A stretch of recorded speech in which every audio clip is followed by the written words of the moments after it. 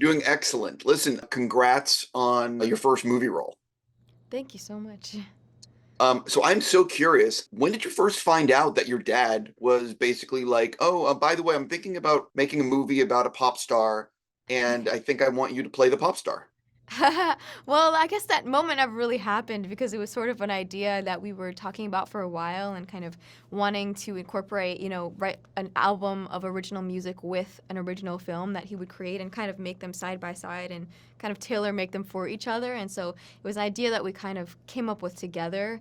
And the part kind of evolved. It was sort of first, the idea of kind of a trap at a concert and playing the role of the singer and kind of crafting music that would score everything that's happening. And then as he was writing the script, he kept getting more ideas of how it would kind of progress outside of the concert, and then the role became a little bit bigger and amazing.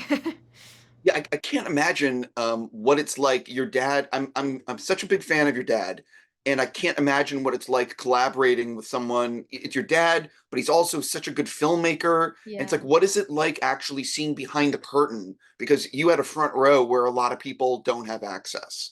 I mean, you mean on this movie or in life in general? Oh no, no, just specifically on this movie. He's, a master at his craft. And there is a reverence for him. People really understand and have a lot of respect for him on set, especially now because he's been making movies for so long, and so he's so good at what he does, and is such a natural, and he's got his flow down, and he knows exactly how the day is gonna go and what needs to happen, and the priorities on set, and so you can just see him kind of in his element, and he's made for this, and I think he has such a love of storytelling, and I think like for me getting to see the behind the scenes, it's just witnessing how true that passion is and how all consuming it is. He's thinking once he starts an idea from the minute he's outlining it to now when we're on a press tour for the movie, he's thinking about the concept every single moment, and kind of everything in life that he's observing kind of comes into play, and he's taking it and observing it, and how does this kind of feed him as a vessel for creating this story that he wants to tell. I'm also curious, like, how did you decide on what you wanted to be your first single off the movie Mm. soundtrack? Because I would imagine that there's a lot of debate in that.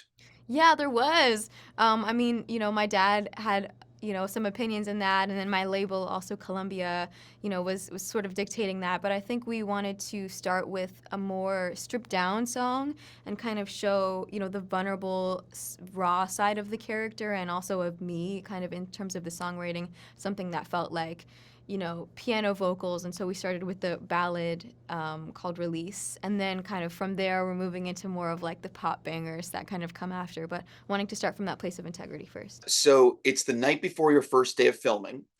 What are you thinking in your mind in terms of, are you scared shitless? Are you nervous? Are you like, I got this? Because I can't imagine what it's like that night before the first day. Yeah, I mean, it was definitely scary. I was nervous all the time, but there was like an overwhelming amount of excitement and joy kind of each day because for me, I was like, this is an incredible new experience, and I was having so much fun, with the character and with the music, and everybody on set was so sweet, and so just the time there was really, really fun. Like it didn't feel daunting in a way that was negative. It was all like a new exciting challenge every day.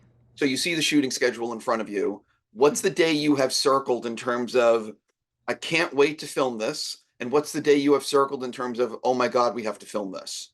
The I Can't Wait would probably be the Kid Cudi song, which Sure. was our last day shooting the concert, and it was just so much fun. It was kind of the completion of this incredible project. Like there was two parts to the movie, and one of them was this concert that we spent so long preparing for. And so when we shot the Kid Cudi song and getting to dance with him and play with him and just be fun and have a great time on stage was just like a surreal experience. And this song that we wrote together that I love so much.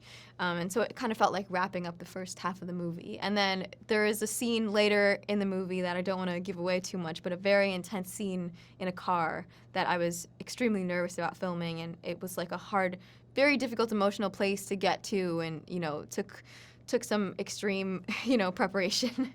Real quick, because I'm out of time. What is it like when your dad is really happy with a take and you can tell he's not happy with a take?